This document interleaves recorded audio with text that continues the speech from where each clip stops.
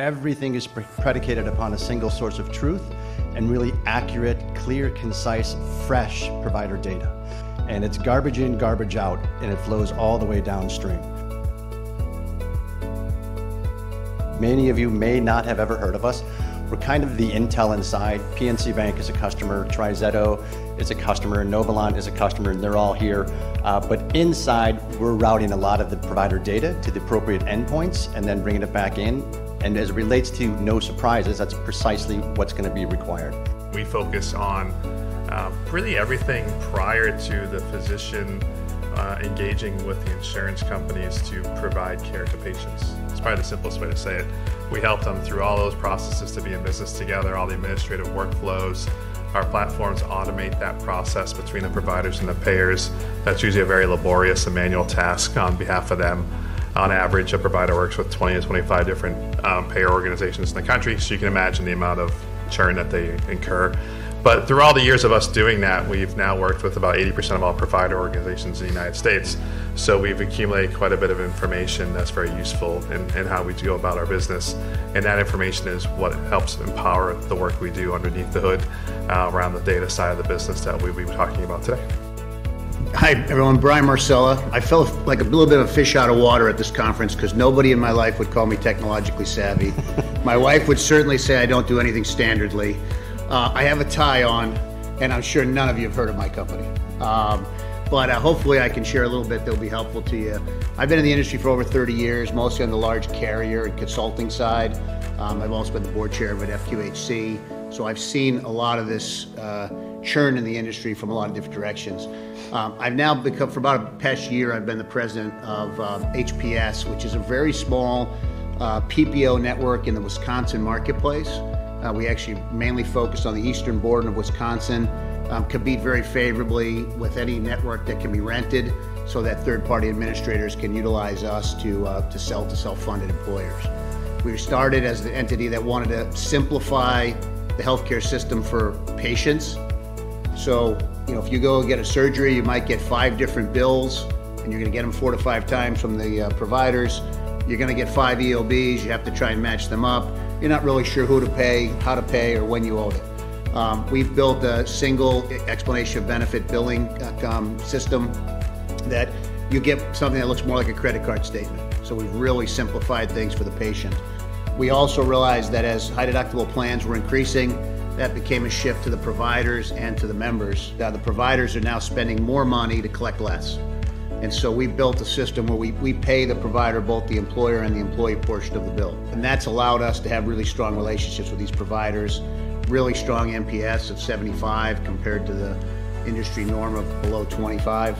We're now looking to take that outside of Wisconsin, and we're looking to continue the financing and the simplification. We don't want to own other networks, in large part because of all the work that needs to be done, things we'll talk about today. We will want to partner with existing networks and take the financing and simplification external to Wisconsin. NSA requirements. Who can tell me what you have to do within the first 24 hours of receiving a provider data change, according to the No Surprises Act? You also did know this is going to be linked to payroll deduction. Your organizations have authorized that if no one knows it. You have to acknowledge as a healthcare organization or a payer that you've received that update of provider data within 24 hours of it being sent. That is a red alarm for a lot of organizations because they don't know that they have to do this, number one, but think about your organization, how you're receiving information. It's coming in sometimes via rosters.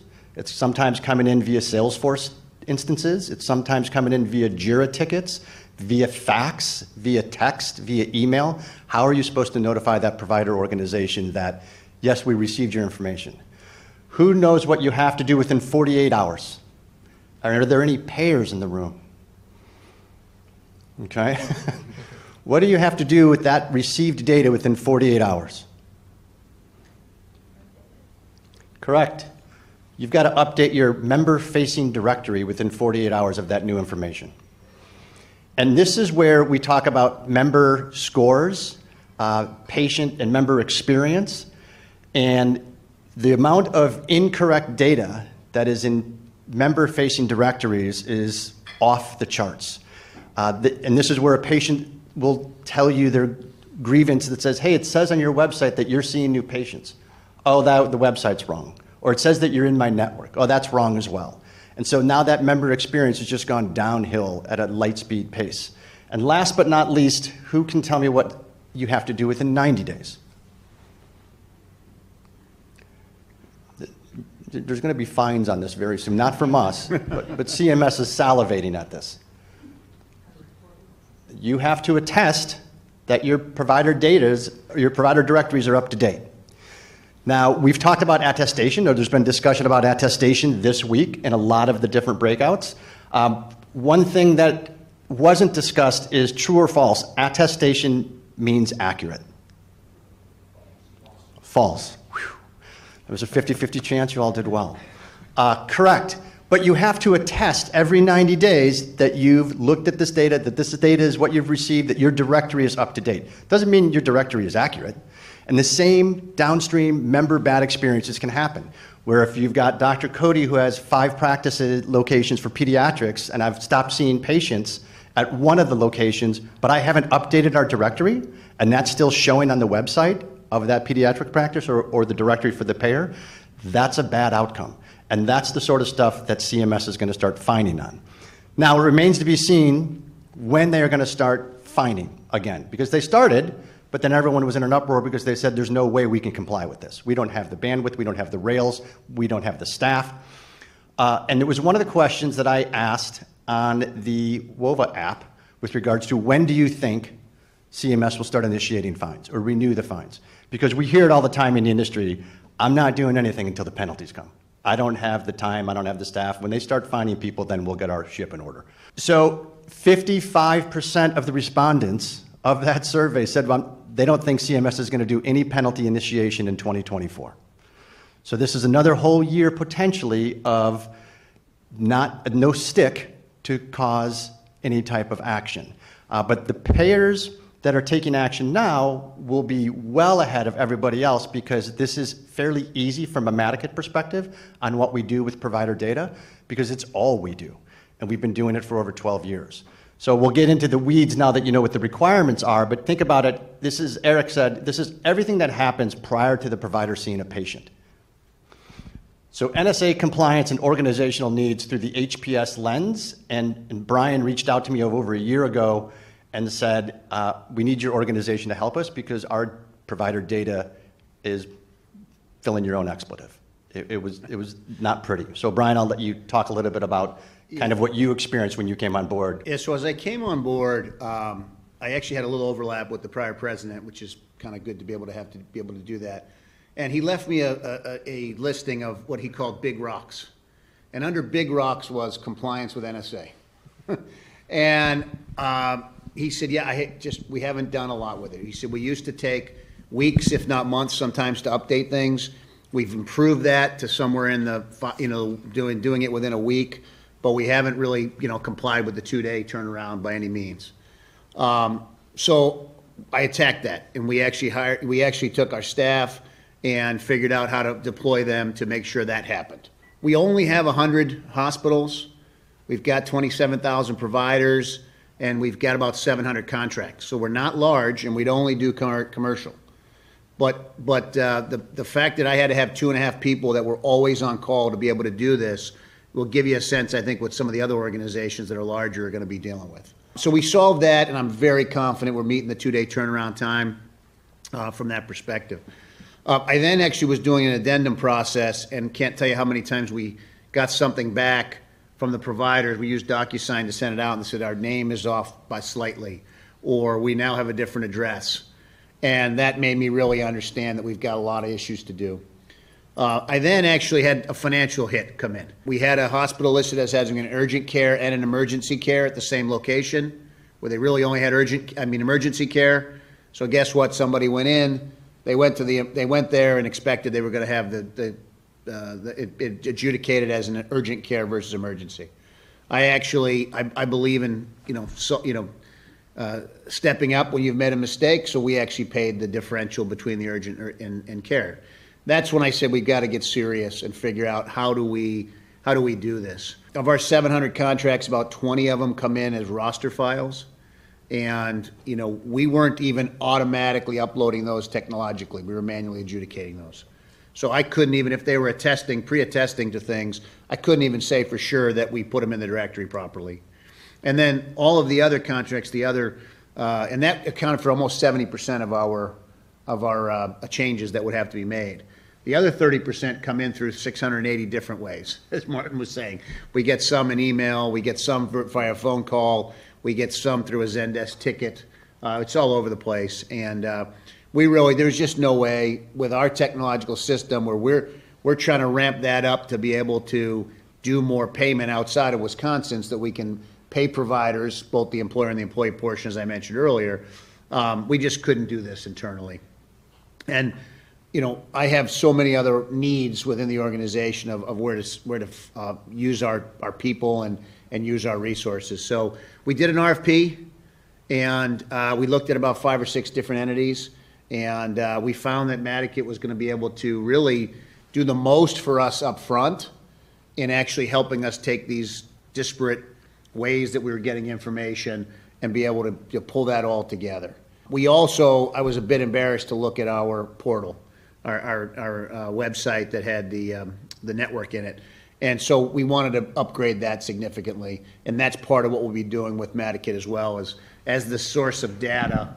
They will also now be able to make sure we're upgrading that website experience to be visually better, but also have more information that can be actionable by a member when they're trying to make a decision on what provider to even go to in the first place. It quite frankly took us a long time to make sure we knew exactly what we were doing, to maybe figure out what we needed to have done. And then we had some great conversations about, well, why you don't need to do it that way. Here's a better approach. And it's been an incredibly consultative back and forth discussion with the folks at Madaket. And they'll be able to help us scale nationally as we go to build our patient financing network externally. And I'd encourage everyone to kind of look at your own member-facing directory, if that's something that you have, and view it from the eyes of a patient, and see how easy it is from a GUI, a UX experience, to schedule a visit at a provider that is accepting new patients during the accurate office hours in the plan that you want to participate in. Chances are it's not as easy as you hope, need, would want. I've heard it on a number of regulatory calls here with WEDI and the provider sub-work group, where the payers are saying, I have the app on my phone for our insurance plan, and it says in our own plan that provider's in network. And then we go to that office, and the provider's not in network. And I work for the company. So most patients don't work for large carriers from that standpoint. So view it from the patient's experience, because what Brian's identifying was with their network and the experiences people were having both internally and externally is not isolated. We hear it all the time. And that's the part that is actually going to then feed the GFEs, the price transparency, because you have to make certain that that provider is who they are, practicing where they are, in which networks you can actually effective a good faith estimate in that capacity. I do want to talk at technology at scale. Ted Acthem is co-founder of Madaket and also oversees product. And so he'll talk a little bit about, and I loved all those questions from the last session, how he envisions this philosophically in going to market with regards to helping you all scale from an NSA standpoint. So 4 key modules that I want to call out today that really comprise the bones of what we're doing. The first one's around data ingestion. So as you all know, and as Brian called out, currently, data is being communicated, provider data, provider organization data is being communicated in a whole host of formats, largely in the Excel world, but within there, structurally all over the map.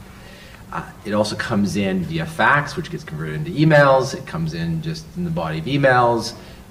So we have a platform, our data ingestion module can handle any of those different types of formats. So philosophically here, what we wanted to do is make sure that there was no barrier to sending us data, and we are doing the heavy lifting in converting that data and being able to ingest it.